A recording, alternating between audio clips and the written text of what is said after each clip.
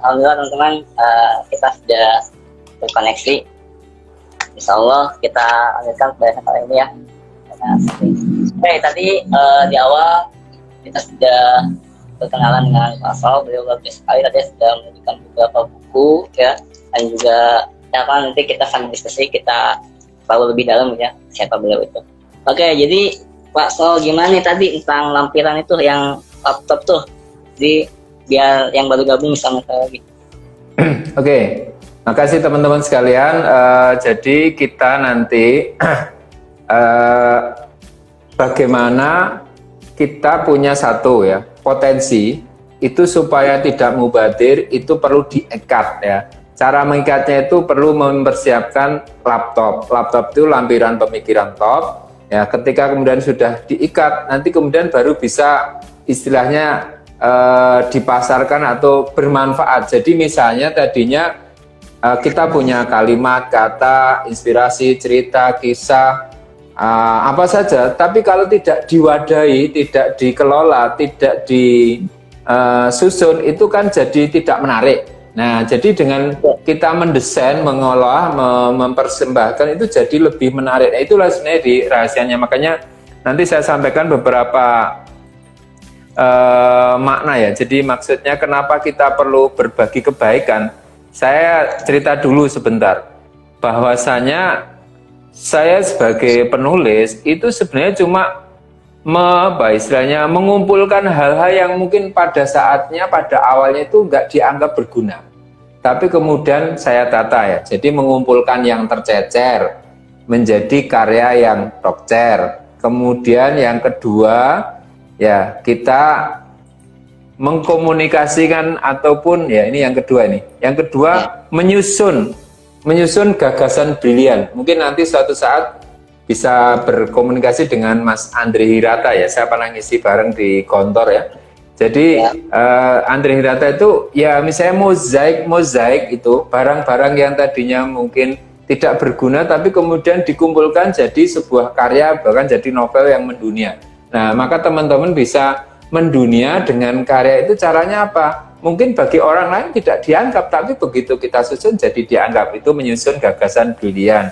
Kemudian apa? Memanfaatkan sesuatu potensi yang mungkin awalnya mubadir, tapi setelah kita tata, kita kelola menjadi prestasi yang terus mengalir. Nah itu, makanya saya punya konsep zero to hero itu ya menzerokan diri dengan 1, 2, 3, 4 cara itu nanti dibaca. Teman-teman akan nanti, oh iya ya ternyata kita bisa ya. Nah itu loh. Nah mungkin Mas Faisal juga bisa punya cerita kenapa bisa bergabung ataupun baik bareng ini dulu asal muasalnya seperti apa, mungkin bisa jadi inspirasi buat teman-teman juga itu misalnya. Ya, jadi ini kita baru opening teman-teman, tapi sudah mulai terbuka dan kita semakin semangat untuk membuat lagi. Oke, jadi Pak Sol ini gimana nih? Jadi mulai kapan sih sebenarnya Pak Sol itu mulai gemar menulis? Jadi ini menarik ya. Saya tuh dulu kan di SMA itu anggota Primus Musola. Ini mungkin teman-teman yang sekarang masih SMA itu bisa jadi anggota Primus Musola. Kalau wanita apa ya? Nggak tahu ya. Kemudian ya Rohis lah. Nah di sana itu awalnya waktu SMA itu dulunya saya nggak terlalu suka baca-baca ya, tapi saya suka baca buku pencak silat itu karya Tito Bastian, yakni apa itu Kapak Maut 212 Wiro Sableng. Nah gara-gara seneng baca Wiro Sableng itu kemudian saya masuk ke musola. Loh kok saya cuma baca buku Wiro Sableng, kayaknya nggak berguna, bisa sableng saya.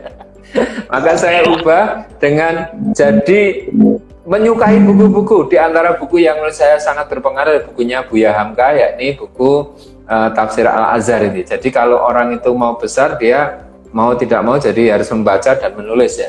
Nah di situ saya mulai ya bisa dikatakan dapat hidayah lah. Nah dari sana kemudian kita mengembangkan ke nulis di majalah dinding ya, majalah dinding di sekolah itu ya.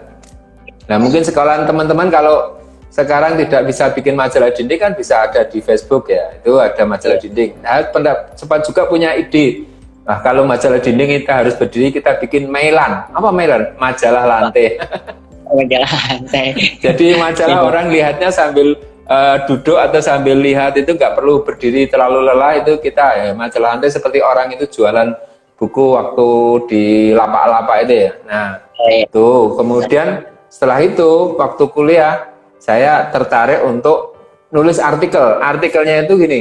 Jadi ada seminar saya kumpulkan, saya tulis, dan salah satu pemantik saya kalau tadi Biohamka, yang kedua pemantik saya adalah MH Ainun Najib. Jadi ketika saya nulis, saya pakai gayanya apa ya, gaya selengeannya MH Ainun Najib itu ya. Wah ternyata mulai saya belajar, nah kemudian ya nulis di majalah kampus. Nah setelah itu saya baru nulis ke majalah nasional, yakni ngirim resensi buku. Nah resensi buku kan enak, jadi buku bagus baru kita baca, kita lihat kelebihan keunikannya, lalu kita kirim dengan bahasa kita. Itulah sebenarnya teman-teman bisa memulai hal-hal yang kayaknya simple tapi nanti akan pengaruh luar biasa gitu, mengumpulkan yang tercecer jadi karya yang dokcer itu. Mantap tuh, mengumpulkan yang tercecer menjadi karya yang dokcer. Oke. Berarti dari sejak kecil ya emang udah suka nulis kayak gitu ya. Oke. Berarti oh iya, berarti kan tadi Pak Sol tuh terkenal dengan menulis, kan tadi kan udah menuliskan 51 buku gitu kan ya. Nah selain itu sebenarnya Pak Sol kan dikenalnya sebagai tadi yang motivator gitu. Nah sebenarnya kapan juga nih Pak Sol tuh mulai menggeluti dunia training, pelatihan, hingga menjadi ilustrator gitu? Jadi gini, ketika saya nulis buku, ini pentingnya komunitas ya, termasuk baik bareng. Itu ada orang yang komentar, Pak Sol, kalau misalnya bukunya Pak Sol dijadikan pelatihan gimana? Oh iya ya. Nah itu ya. Jadi perlunya kita komunikasi dengan orang itu. Nah kemudian saya konfirmasi ke penerbit, Pak Direktur, gimana kalau kita bikin pelatihan? Saya baiknya gabung grup pelatihan yang sudah ada atau saya bikin sendiri? Pak Sol, bikin sendiri aja tapi bikin komunitas. Oh iya. Kenapa? Karena nanti saya tulis juga di buku untuk itunya, lebih baik menjadi nomor 1 bagi diri sendiri daripada nomor 2 di bawah bayang-bayang sukses orang lain. Maksudnya begini, kita memang perlu sinergi, harus, wajib. Tetapi yang perlu kita pahami adalah kita tidak mengekor ya, tidak jadi mengekor pada orang lain, tapi berusaha untuk kalau bahasa orang bisnisnya lebih baik jadi pengusaha kecil daripada buruh besar. Nah itu artinya kita nanti bisa memberikan manfaat yang lebih luas karena kita punya jangkauan. Nah saat itulah saya berpikir antara bekerja di perusahaan penerbitan sampai menyiapkan resign. Karena apa? Karena kalau saya harus itu ngantor pagi sore setiap hari, sementara saya harus melayani masyarakat yang begitu banyak, nanti ada kezaliman, maka saya berani di awal 2007 resign dari perusahaan penerbitan di Solo, kemudian saya dengan segala risikonya bahkan dari zero ya. Nah, itu kemudian masuk ke dunia pelatihan. Saat itu saat masuk juga dikomentari, wah nanti jadi pelatih belum tentu bisa untuk hidup loh. Tapi saya bismillah. Ya memang saat awal itu benar-benar drop, tidak ada, bisa dikatakan tidak ada sumber pemasukan, tapi bismillah Allah pasti menjamin rezekinya, dan kemudian niat kita memberikan manfaat dan ternyata Allah berikan jalan. Begitu teman-teman. Jadi ketika kita sudah bertekad, kita niat untuk memberikan manfaat, ternyata rezeki kita dapat. Tapi yang kita pikirkan jangan uang, kita pikirkan adalah bermanfaat untuk umat, bermanfaat untuk masyarakat luas. Sehingga saya nulis sebagai training. Jadi ada orang yang gara-gara membaca buku tertraining, lalu lebih baik lagi ketika dikomunikasikan lewat acara seperti ini, disaringkan, ditelatihkan langsung. Begitu. Jadi teman-teman saya yakin bisa nanti ketika punya karya, dan saya sudah meng-coach banyak orang ya. Jadi ada orang di Palembang diskusi dalam perjalanan, kemudian nulis buku, dan setelah nulis buku terbit, saya bikin covernya, kemudian diterbitkan, dan akhirnya dia jadi pelatih juga. Nah, saya berharap di sini nanti teman-teman yang gabung di acara ini bisa menghubungi di grup WA, kasih nomor saya, kita bikin mengcoach anak-anak muda biar berdaya lah. Jangan sampai kita hanya sekedar menikmati karya, tapi kita bisa untuk menampilkan karya. Itulah harapannya. Dan saya senang nanti ketika ada banyak muncul anak-anak muda yang punya prestasi di bidangnya masing-masing. Begitu. Wah, luar biasa banget. Mantap nih teman-teman. Jadi kita bisa belajar juga dari masa lalunya Pak Aso ini. Jadi ada pesan menarik tuh, ini tutup masa lalu, tata masa depan, dan titip kali ini dengan prestasi. Luar biasa. Yep. Oke. Jadi Pak Aso, lalu apa sih sebenarnya menjadi trainer dan motivator itu? Sebentar, tadi apa? Agak nggak menyambung. Lanjutannya menjadi seorang trainer motivator. Jadi gini, salah satu cita-cita yang penting ketika jadi trainer, jadi motivator begini. Tadi, kalimat pertama, saya ingin jadi magnet kebaikan. Jadi kalau orang bisa menjadi magnet kebaikan, kemudian membangun kesadaran dari dalam, inside out, kemudian dia bisa menjadi, sekarang namanya mungkin influencer. Nah, maka kita akan menjadi pintu kebaikan amal soleh, dan kemudian kita akan mendapatkan pahala yang luar biasa. Nah, saya membayangkan dulu para ulama menulis kitab. Nah, kita mungkin tidak sekelas para ulama ya. Nah, kita mungkin bisa mendidik orang, kemudian dia bermanfaat, dan kita dapat pahala karenanya. Makanya saya jadi guru TK juga, mentraining anak kecil. Kalau anak kecil jadi anak yang soleh, rajin baca Quran, rajin sholat, jadi anak yang berbakti. Nah, itu sama saja saya sedang investasi kebaikan. Nah, itu makanya teman-teman, di mana bumi dipijak, disitulah kebaikan tertegak. Nah, itu nanti akan enak. Ya, berarti ya ini tadi sih ya, karena jangan pernah kita mengharapkan satu royalti, karena royalti yang terbesar itu adalah dari Allah gitu ya, yaitu sebenarnya gitu. Iya. Keren tuh teman-teman, jadi kita bisa belajar banyak dari Pak Aso ini gitu. Nah, jadi begini Pak, untuk Pak Aso ya, mana sih yang lebih menarik, menjadi penulis atau menjadi trainer? Nah, itu menjadi penulis atau menjadi trainer. Jadi gini, tadi urutannya gini, saya itu pembaca dulu ya, pembaca buku, kemudian dapat hidayah, kepingin jadi penulis ya kan. Ya. Nah, setelah jadi penulis, kemudian ada yang ngomentari, Pak Sol, bukunya ditrainingkan.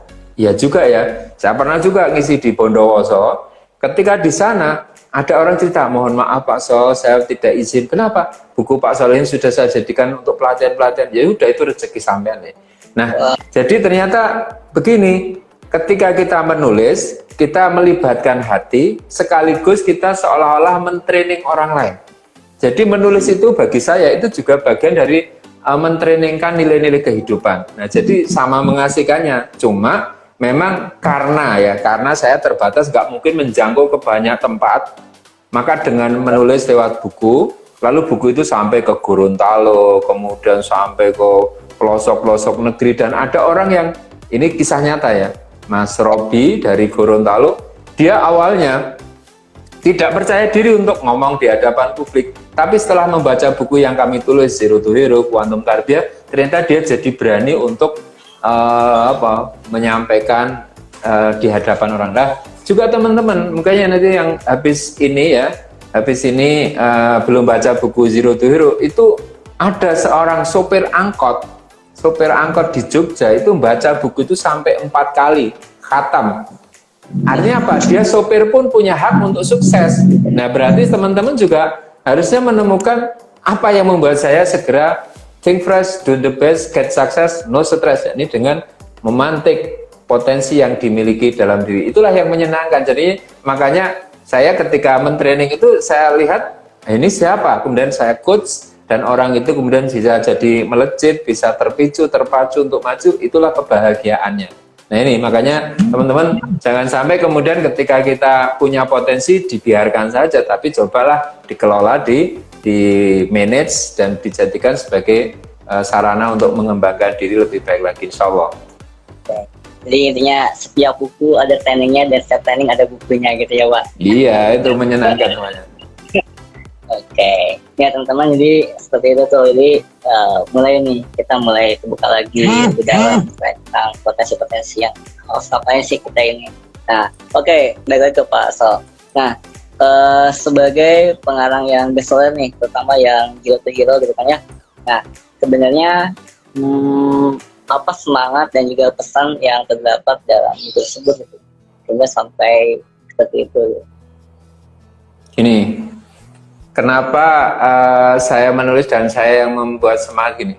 Saya merasakan sendiri saat menulis buku Zero to Hero, saya berada di titik nadir, di titik bahwa saya habis usaha, bisnis, bangkrut, dan itu merupakan suasana yang zero. Nah, saya juga sering melihat, mengamati di lingkungan ya, ini artinya kita merasakan, banyak orang itu kehilangan momentum dalam hidupnya. Nah, supaya kemudian orang tidak kehilangan momentum, maka orang itu harus bangkit dari kegagalan. Nah, dari situlah kemudian saya berusaha berbagi pengalaman, tapi juga mengambil inspirasi dari referensi, dari literasi, dari berbagai sudut pandang, kemudian menghubungkan dengan the best coach kita, yakni Rasulullah Muhammad SAW, bahwa beliau juga pernah gagal, tapi kemudian bagaimana bangkit dari kegagalan. Nah, itulah kemudian yang membuka jalan. Makanya saat saya nulis buku Zero to Hero, ya gue banget, karena di situ ada kisah seorang yang habis wisuda kedokteran, kemudian pas wisuda dia lumpuh. Nah, dalam kondisi lumpuh itulah dia tidak mengeluh, tidak melenguh, tidak mencaci, tidak memaki, tapi kemudian dia istighfar, calling down, dan saat lumpuh dia gunakan waktunya untuk memperbanyak membaca Al-Quran. Selama 4 bulan dia membaca Al-Quran, ternyata Allah karuniakan kepadanya apa? Hafal Al-Quran 30 juz. Padahal dia awalnya lumpuh. Nah, dari situ kemudian dia berdoa mohon kepada Allah, dan ternyata Allah sembuhkan dari kelumpuhan. Cuma pesan moralnya, jangan menghafal Quran menunggu kelumpuhan, itu bahasa saya. Jadi kita sedang diberikan banyak kesempatan, ini misalnya pandemi ini, berarti kita disuruh untuk introspeksi, muhasabah. Kita seperti ini, kondisi terbatas, kira-kira apa yang bisa kita lakukan? Minimal kita mendoakan diri kita, keluarga kita, sahabat kita, masyarakat kita, agar diberikan kemudahan, kelancaran, keberkahan, dan sebagainya. Jika tidak pernah, istilahnya apa, tidak pernah merasa putus asa dengan keadaan, tapi ridho dengan ketetapan Allah. Nah, itu akhirnya kita selalu, nah itu di buku Zero itu ada katanya gini, sesuatu yang tidak bisa diambil secara keseluruhan, jangan ditinggalkan sama sekali. Bahasa Arabnya, mala yadroku kuluhu wala yadroku julu. Sehingga kita melakukan yang bisa kita lakukan, memulai yang bisa kita mulai, memberikan apa yang bisa kita berikan, dan itulah yang membuat inspirasi kebaikan. Ayo baik bareng, kita jalan bareng untuk meroleh keberkahan. Itu insya Allah, teman-teman ya. Wah, luar biasa banget ya teman-teman. Dari pesan buku Jokil aja kita udah banyak banget pelajaran gitu ya. Tadi salah satunya itu semangat yang dipesankan itu adalah jangan sampai kita itu kehilangan momentum gitu ya. Karena momentum itu mahal banget itu kalau kita sampai kehilangan itu. Nah, jadi teman-teman bisa nanti baca-baca bukunya ya, apalagi yang Jokil itu gitu. Sebenarnya apa dari pesan dari Zero, maksudnya apa sih buku Zero to Hero tuh gitu? Mungkin ada teman-teman yang belum tahu gitu. Ya. Maksudnya Zero to Hero apa gitu? Ya. Jadi sebenarnya gini, saya itu kalau penulisan memang harus tergelitik, bikin penasaran, jadi pemasaran. Nah, orang dulu mempersepsi Zero to Hero itu kan orang nothing jadi something, orang tidak punya, orang miskin jadi kaya. Tapi setelah baca buku Zero to Hero, orang jadi, loh, ternyata ada yang lebih jauh dari itu. Makna Zero to Hero adalah inna lillahi wa inna ilaihi raji'un. Kita milik Allah dan kita kembali kepada Allah. Apa milik kita? Milik kita adalah apa yang kita kembalikan ke jalan Allah. Masya Allah. Saya sendiri menemukannya justru saat itu. Jadi saat kita itu kontemplasi, saat kita itu merenung, saat kita itu muhasabah, saat kita sedang mungkin bisa dikatakan oleh anak sekarang kan sedang galau ya. Itu justru biasanya galau itu memunculkan romantisme. Jadi itu orang yang galau itu berarti muncul kata-kata baik, kata-kata yang positif dan sebagainya. Nah sama, saya kemudian memaknai, oh iya ya, hidup ini milik Allah dan akan kembali kepada Allah. Apa yang kita galaukan? Yang penting kita mendapatkan ridha Allah. Nah itulah maka salah satu makna zero to hero adalah kita milik Allah dan kita akan kembali kepada Allah, maka berpikirlah untuk memberi yang terbaik, karena itu yang akan jadi tabungan milik kita yang sesungguhnya. Nah ini makanya teman-teman sekalian, saya justru mohon maaf ya, saya justru terinspirasi oleh apa yang saya tuliskan. Jadi tulisan itu menjadi cermin buat saya. Jadi kalau saya misalnya sedang drop, sedang mungkin kalau istilah sekarang ada mager ya, sedang gabut, itu membaca kembali tulisannya sendiri, menasihati dengan apa yang pernah disampaikan pada orang lain, jadi pengingat. Jadi kamu udah nasihati orang lain, nasihati pada dirimu sendiri. Nah, itu enaknya. Makanya jadi penulis itu sesungguhnya menasihati diri sendiri, bukan untuk orang lain. Kalau psikologi kan untuk Anda, jadi menulis untuk diri sendiri. Begitu. Jadi zero to hero ada maknanya, salah satunya itu, padahal ada 4 makna. Padahal tadinya 10 makna, cuma saya batasi 4 aja supaya tidak terlalu jauh, apa istilahnya, terlalu over ya. Jadi zero to hero, zerokan diri dengan zikrullah, zikrul maut, kemudian dengan la ilaha illallah, dan kemudian dengan trilogi tarbiyah, yakni dengan tilawah, tazkiyah, taklim. Nah, yang sudah membaca itu nyambung, bisa merasakan. Tapi yang belum mungkin masih jaka sembung numpak ojek, nggak nyambung cek ya. Yes, baca ya. Ya, teman-teman, jadi silakan bagi yang membaca sih bisa baca gitu ya.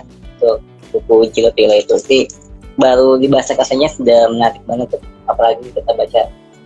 Nah, kembali ke Pak Sol nih, tadi kita sudah banyak bicara. Nah, jadi yang jadi penasaran teman-teman yang ingin memulai maupun lebih meningkatkan semangatnya lagi gitu ya dalam mereka potensinya berkarya gitu ya. Nah, sebenarnya kan tadi banyak buku yang Pak Sol itu bestseller gitu ya. Nah, sebenarnya apa sih rahasia dan tips agar tulisan kita itu menjadi bestseller gitu, atau ya bestseller gitu, seperti Pak Sol itu gitu. Nah, jadi gini, teman-teman pernah mancing nggak? Ada yang suka mancing ya? Cuma mancing itu kata orang-orang zaman sekarang syaratnya seperti naik sepeda, gowes itu, syaratnya ISO. ISO itu satu SNI, yang sudah nikah ya, sudah nanya istri. Yang kedua ISO, istri sudah oke ya. Nah, itu guyonan zaman now ya. Nah, kalau kita mau mancing ikan di sungai atau di empang atau di danau, kita tidak memberikan umpan kepada ikan apa yang kita sukai, enggak.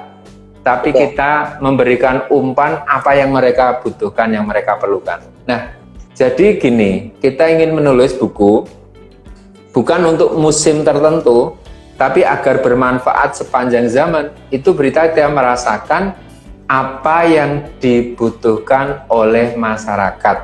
Apa yang dibutuhkan kalau teman-teman anak-anak muda, survei dong. Anak muda itu sekarang perlu apa? Perlu motivasi, perlu penggerak, perlu pemicu, perlu pemacu, perlu cara berpikir yang benar. Nah itu kalau kita sudah menemukan apa yang diperlukan, nah kemudian kita masuk ke dalam dunia mereka, bawa ke dalam dunia kita. Nah itu maka saya dalam belajar nulis itu memakai metode kuantum teaching, quantum learning, yakni menyelam dan bergerak bersama. Jangan sampai tenggelam ya. Kalau tenggelam nanti habis ya.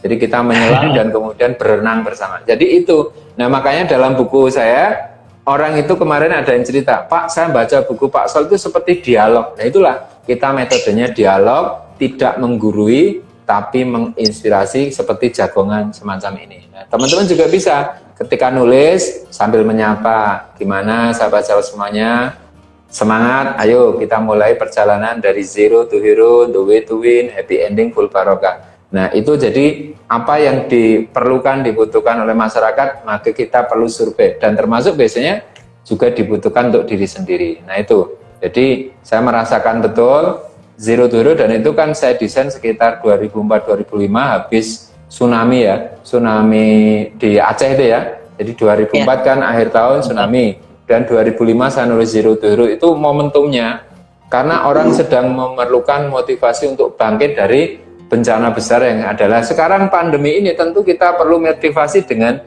zaman yang ada. Nah, mungkin nulis, mungkin berkarya, mungkin beraktivitas sosial, bikin komunitas kebaikan, nanti akan nyambung dengan hati masyarakat dan kemudian menjadi kekuatan penggerak kebaikan. Insya Allah itu. Oke, siap. Nah, gitu teman-teman. Jadi kalau kita ingin bestseller gitu ya, tulisannya, karya-karyanya gitu ya. Jadi kita riset dulu nih apa yang dibutuhkan di lapangan gitu. Jadi nggak asal buat juga gitu, tapi tetap dengan teknis-teknis ataupun ilmu-ilmu yang kita miliki gitu ya. Nah, Pak Sol, gimana nih, kita mau diskusi dengan teman-teman yang lainnya? Boleh, silakan. Ya, jadi kita buat teman-teman yang lain Zoom kita itu. ya. Nah, oke, bagi teman-teman yang ingin bertanya, disilakan untuk lewat chat ya, kita bisa diketikkan pertanyaannya seperti apa, nanti dibacakan. Dan juga untuk teman-teman yang di IG, silakan yang mau bertanya silakan juga ya, gitu. Nah, itu Pak Sol, berarti saya nih kalau ada nih, kita nih mau baru banget gitu ya, sambil nunggu pertanyaan dari yang lain nih ya, baru mau memulai banget gitu, belum pernah saya berkarya gitu. Nah, kira-kira apa sih atau motivasinya supaya kita tuh mau memulainya gitu? Nah ini sama seperti tadi mancing, yang kedua gowes. Nah, gowes naik sepeda itu genjotan pertama memang berat. Tapi kalau sudah jalan nanti asik, enak, nyaman. Nah sama, kita berani memulai sesuatu aktivitas baru, kebiasaan baru, karir baru, kemudian skill baru, memang berat. Disitulah tantangan pertama yang kita memulai. Misalnya, kita mau menulis itu bingung, mau nulis apa ya? Nah makanya saya punya rumus begini. Misalnya ini dunia menulis ya, tulislah apa yang Anda rasakan, itu ya. Jadi misalnya gelap, segelap wajahmu. Misalnya gitu. Manis senyummu. Cerah, mari glowingkan hatimu dengan air wudhu. Wah, keren ya. Jadi ini kita pakai istilah-istilah Jawa tuh. Jadi tidak mengglowingkan wajah, tapi mengglowingkan hati dengan air wudhu. Atau saya pernah nonton film itu Para Pencari Tuhan. Ini nggak boleh dicatat, cuma sekedar inspirasi. Seandainya syariat itu membolehkan, maka saya akan berwudu dengan air matamu. Wah, itu terlalu jauh. Nah, ini bahasa-bahasa yang mungkin ketika kita itu membaca, mendengar, melihat, menyaksikan berbagai macam tayangan dan sebagainya, tapi kita coba mengambil inspirasi tadi. Misalnya ya, saya nonton film Vertical Limit ya. Ternyata ada bisa dipotong tentang pendakian. Itu kalau teman-teman searching di YouTube Vertical Limit, ketemu orang yang naik gunung, kemudian sholat takbir di atas gunung. Nah itulah salah satu. Saya dapatnya film itu ketika ngisi di Bondowoso, Pak, ini saya ada film Zero to Hero. Oh, cocok banget. Nah itu. Jadi itu caranya kita memulai. Tuliskan apa yang Anda rasakan, kemudian rasakan apa yang Anda tuliskan. Gitu. Ini ada pertanyaan, Pak, mau minta motivasi agar percaya diri untuk mengupload karya. Soalnya saya kurang percaya diri. Ya memang sama. Bukan karena percaya diri kita menulis, ini ya. Tapi karena menulis kita jadi percaya diri. Percaya diri. Coba diingat-ingat. Bukan karena percaya diri kita menulis, tapi karena menulis jadi percaya diri. Jadi misalnya gini, ini rahasia banget ya. Rahasia mungkin. Saya dulu waktu nikah itu nggak berani menasihati istri saya, padahal istri saya sendiri kan. Saya merasa canggung, maka saya nulis buku pertama kali itu, judulnya apa? Menuju Muslimah Kafah.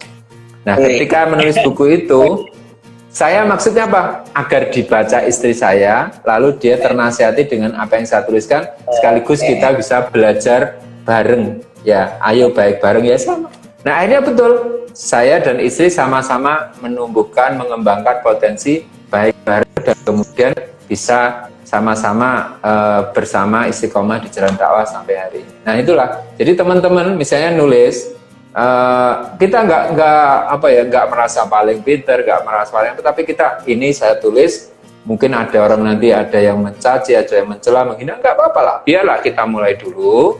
Nah justru disitulah kita belajar, kita tes mental, kita siap untuk mendengarkan dari orang lain. Disitulah kita jadi lebih kuat, lebih siap. Ada pepatah dari Shinsei ya di filmnya, judulnya apa ya, tentang Yakuza. Jadi Yakuza tapi dia tidak bisa menghitung. Nah akhirnya setelah usianya sudah di atas sekitar 27 tahun, dia baru sekolah SMA untuk anak-anak usia 17. Nah, Shinsei-nya, gurunya mengatakan gini, ini silakan dicatat ya. Jika kamu bisa mengalahkan kesedihanmu, maka kamu akan menjadi lebih kuat dari sekarang. Nah, itu ya. Jadi saya ulangi, jika kamu bisa mengalahkan kesedihanmu, maka kamu akan lebih kuat dari sekarang. Nah, maka ketika kamu menulis itu sebagai cara untuk mengalahkan kesedihan sehingga kita percaya diri untuk memulai sesuatu yang baru, tidak terlalu tergalaukan dengan ungkapan bulian orang lain. Kita ingin menjadi diri sendiri seperti lagunya Acoustic.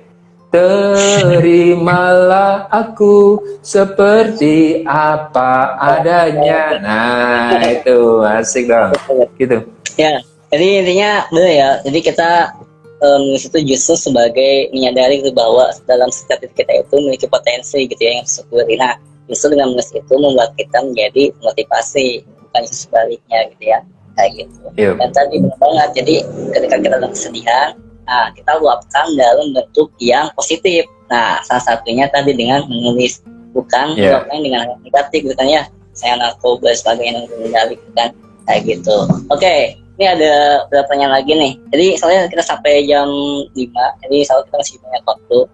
Ya, 18 menit lagi kurang lebih. Ini ada dari Insani Ukraini di IGTV ya, di live IG. Izin bertanya Pak, seberapa pengaruhnya kondisi riak kita terhadap ide dan tulisan Pak? Ya, makasih. Ya. Jadi saya punya semacam kelas menulis. Jadi menulis itu akan menjadi cara kita untuk terapi. Jadi terapi positif, kalimat-kalimat positif yang kita tuliskan itu akan menjadi terapi kita. Misalnya gini, ketika kita menulis, kita kan memang mengungkapkan ini bahasanya Adab Alice Hofstede Epstein, Mind, Fantasy and Healing. Dia mengatakan ada pengaruh yang sangat kuat antara pikiran dan fantasi terhadap proses penyembuhan pada wanita penderita penyakit kanker. Jadi begini, orang mungkin punya penyakit. Ya, penyakit baik penyakit yang sifatnya fisik sekalipun ya, ketika dia mengarahkan potensinya untuk kemudian menulis, dia tidak terfokus pada penyakitnya, ya, tidak tergalaukan dengan penyakit, tapi dia berpikir untuk memberikan, saya meskipun sakit seperti ini, kira-kira saya masih bisa bermanfaat apa? Lah disitulah kemudian muncul sinyal-sinyal di otaknya, di memorinya dan sebagainya untuk mencurahkan perhatiannya untuk hal-hal yang baik, yang positif. Itulah positifly-nya di situ. Jadi kita tidak tersibukkan dengan masalah, tapi kita berpikir untuk memberikan solusi, kontribusi. Nah itu akhirnya apa? Kondisi kita memang mungkin sedang tidak baik, sedang drop, sedang kurang fit, tapi kemudian kita dengan memohon kepada Allah, bersandar kepada Allah, menzerokan diri, kemudian kita coba menuangkan gagasan-gagasan yang baik. Justru itu menjadi suasana penyembuhan yang luar biasa. Ingat, Kang Abik itu menulis ayat-ayat cinta justru ketika habis kecelakaan. Nah, makanya mungkin suatu saat kita bisa bincang-bincang dengan Ustadz Habibur Rahman El-Shirazi yang beliau justru menikmati saat itu kemudian untuk menorehkan karya. Jadi insya Allah sama, kita tidak menunggu kondisi ideal untuk nulis, tidak menunggu mood, tapi dengan menulis itulah kemudian kita semacam diberikan hidayah oleh Allah untuk bisa menuangkan pengalaman spiritual kita dalam kalimat yang positif, yang bermakna. Nah itu, makanya teman-teman, saya senang sekali sudah bergabung di sini. Maka jangan berhenti di sini, tapi berusaha setelah ini nextnya apa yang bisa kita kerjakan. Mungkin mulai mengumpulkan catatan-catatan, pengalaman, kemudian inspirasi-inspirasi yang mungkin sudah dibaca dari buku ini sekian banyak. Kenapa tidak kita kelola jadi kekayaan kita? Kan kita adalah apa yang kita baca. Jadi you are what you read. Jadi kita membaca buku, kemudian buku itu kita instalkan dalam diri, kemudian kita tuangkan jadi sebuah karya, itu yang kemudian akan membentuk karakter kita. Nah kalau bacanya novel, roman picisan, ya itu akan jadi tukang roman picisan. Kalau bacanya motivasi, jadi motivator. Bacanya Quran, jadi ahli Quran. Ya sama, you are what you read. Nah itulah makanya saat-saat sakit, saat-saat kita drop, saat-saat kita cari pemantik ide gagasan. Insya Allah nanti kita akan menemukan keajaiban perubahan itu. Masya Allah. Siap. Jadi seperti itu ya tadi untuk pertanyaannya. Jadi kita tidak harus menunggu ideal ya, karena ya kapan kita menunggu ideal gitu ya, karena setiap manusia namanya juga ada naik ada turunnya gitu. Cuma yang jelas tadi solusinya adalah kita harus fokus terhadap solusi dan juga bukan terhadap masalah, sehingga kita sangat untuk melakukan cara itu dengan kayak gitu. Nah ini ada pertanyaan lagi nih dari ini ada di Zoom dari Ahmad Sauki. Ustadz mau tanya, Pak Sol lulusan kedokteran, apa yang menjadi motivasi Pak Sol menjadi seorang penulis dan trainer, bukan menjadi seorang dokter? Makasih.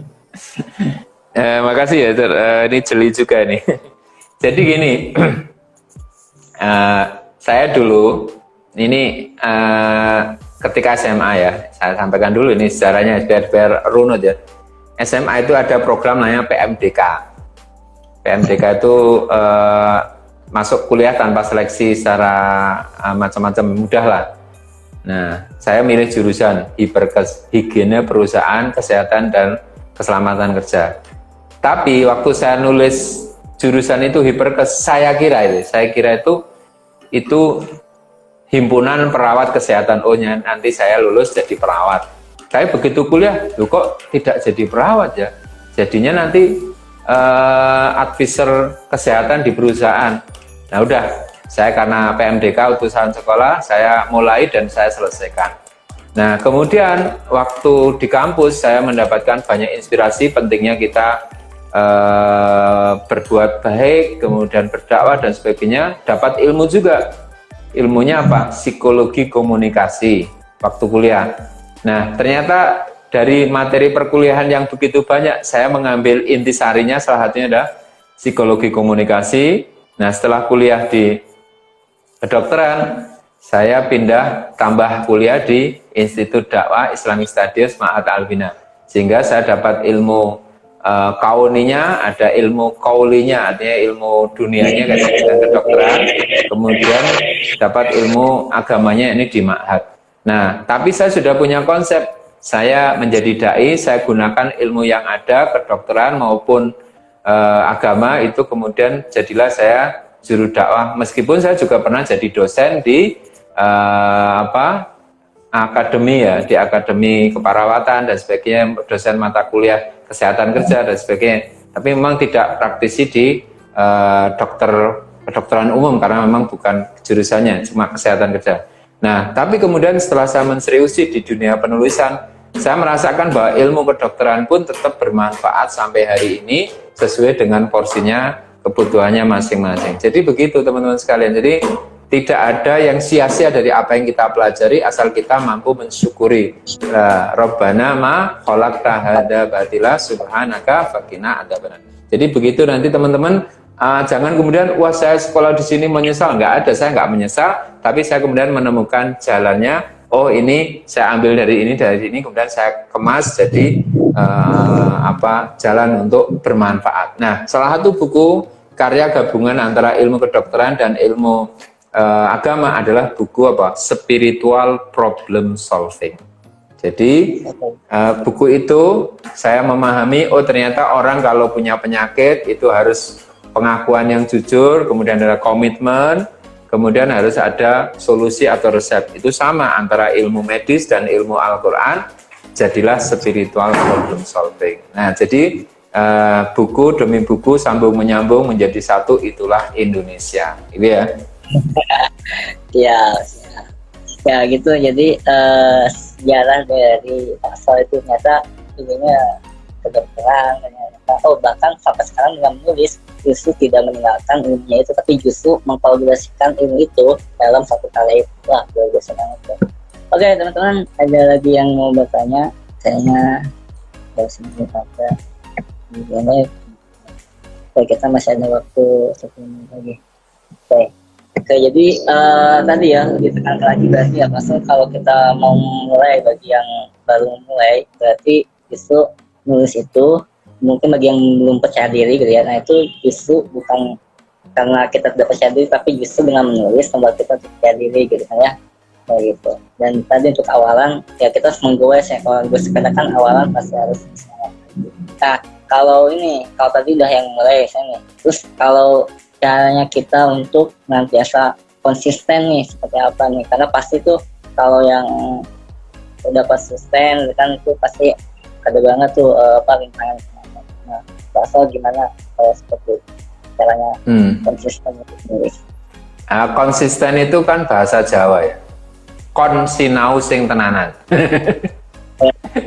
Konsisten, kon sinau sing tenanan. Nah, kemudian komitmen, komit untuk menang. Jadi untuk bisa konsisten itu gini, kita membiasakan hal-hal baik meskipun kecil, meskipun sederhana, tetapi terus-menerus sabar, fokus, itu nanti akan berhasil. Kita sukses bukan dari 1 kilometer, tapi dari 1 sentimeter, bahkan 1 milimeter. Kita bisa nulis buku, sampai saya 51 buku, itu dari 1 huruf, menjadi 1 kata, 1 kalimat. Nah, maka Syekh Aid Al-Qarni menasihatkan, kalau kamu menulislah buku sekitar 200-an halaman. Kalau terlalu tebal, orang malas membacanya. Kalau terlalu tipis, kurang bermakna. Nah, berarti kita perlu mengambil sikap moderasi, jalan tengah. Jangan berlebih-lebihan, jangan berkurang-kurang, tapi bikin standar yang istilahnya kita mampu menjalaninya. Misalnya begini, konsisten baca Quran. Ya sudah, kita bismillah konsisten sehari 1 juz. Kemudian konsisten sedekah. Mungkin mampunya sedekah sehari 2.000, ya udah nggak apa-apa. Konsisten mendoakan, konsisten selalu mungkin kalau misalnya di Instagram kita bikin status sehari sekali misalnya konsisten, kadang lebih ya nggak apa-apa, bonus. Nah itu kemudian supaya apa? Bisa merawat konsistensi dan kemudian kita selalu selalu seger ya, seperti air itu terus mengalir, itu kan konsisten. Nah air yang mengalir membuat air itu segar dan manfaat. Tapi kalau air mandek, jadilah air yang jadi bau busuk, sarang penyakit. Nah sama teman-teman, konsisten bergerak. Hari ini apa yang bisa saya lakukan? Nah berarti kita perlu merencanakan setahun ke depan saya mau belajar apa, sehari 1 ayat, sehari 1 hadis, sehari 1 juz untuk dibaca. Itu berarti kita latihan. Nah disitulah sekali lagi perlunya komunitas untuk mengingatkan, kamu katanya mau belajar, kok lupa main game lulu, ya kok lupa kamu dengan janjimu, oh iya ya. Nah itu pentingnya komunitas untuk menjadi pengingat kita. Jadi saya di Jogja itu ada komunitas apa? Garasi adalah gabungan pengarang bervisi, supaya kita saling mengingatkan. Misalnya Ustadz Salim Afilah sudah nulis buku baru, waduh saya juga harus semangat dong. Ustadz Fauzil Adim nulis buku baru, Ustadz siapa lagi nulis buku baru. Nah itu kita bercermin dengan teman-teman sehingga kita konsisten. Tapi kalau kita sendirian di rumah terus, nggak pernah cari ilmu, nggak pernah cari teman, nggak pernah menghubungi, nggak pernah komunikasi, ya itu mohon maaf, itu bisa merusak konsistensi juga. Makanya perlu ada menggunakan sarana media yang ada, telepon, kemudian Instagram, apa saja, itu untuk belajar. Misalnya melihat status orang lain jadi semangat, nggak apa-apa. melihat postingan jadi kita bergairah bangkit lagi, kemudian wah saya juga harus memulai langkah lagi, jangan sampai kehilangan momentum. Jadi itu orang yang konsisten, ibaratnya ya ini contohnya ya, orang itu berdoa terus sehingga kapanpun Allah mengabulkan doa, dia pas berdoa. Tapi kalau nggak konsisten, kadang doa, kadang nggak, pas dia berdoa nggak dikabulkan, pas nggak berdoa ternyata ada pengabulan doa. Nah di Sragen itu, di tempat saya itu ada pengajian gini, pengajian itu kalau di akhir-akhir pengajian, biasanya bulan Ramadan menjelang Idul Fitri, itu pembagian sarung, peci, atau busana muslim. Nah ada orang, oh nanti saya akan datang pas pembagian. Ternyata Pak, dia datang nunggu.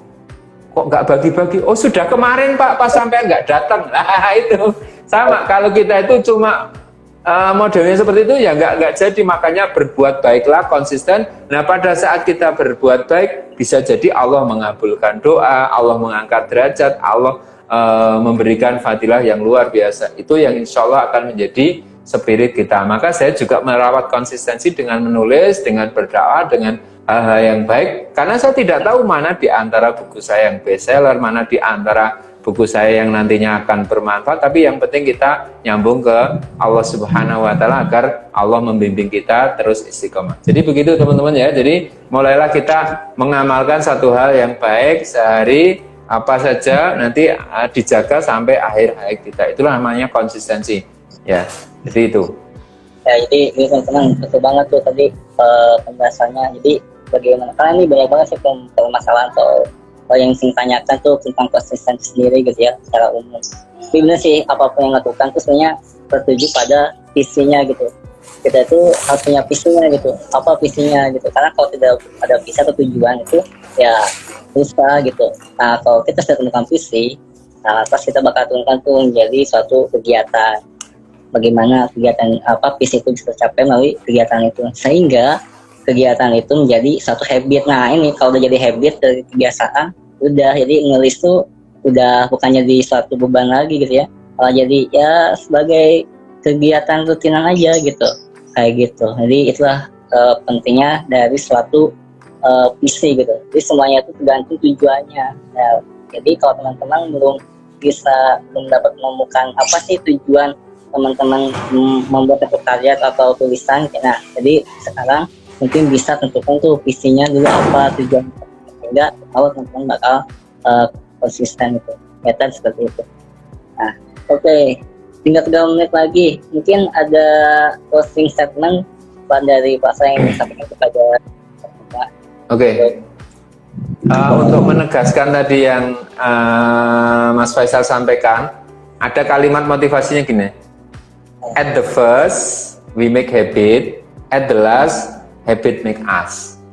Awalnya kita membangun kebiasaan, akhirnya kebiasaan itulah yang membentuk diri kita.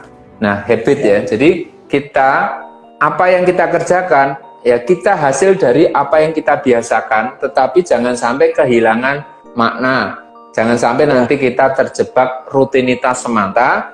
Makanya saya berharap teman-teman ketika nanti melakukan sesuatu, membiasakan sesuatu, mengkonsistenkan sesuatu, maknailah sebagai sebuah jalan untuk meraih sebuah kemanfaatan. Kalau bahasa saya ya, do what you love what you do. Kerjakan apa yang kamu cintai, lalu kamu cintailah apa yang kamu kerjakan. Nah, karena apa? Waktu kita terbatas. Nah, karena waktu terbatas, maka kita perlu menemukan dan menentukan prioritas. Itulah ciri orang yang cerdas. Jadi mulai sekarang, lakukan sesuatu yang bermanfaat, yang kita prioritaskan, supaya nanti kita akan menuai berpanen pahala yang penuh keberkahan.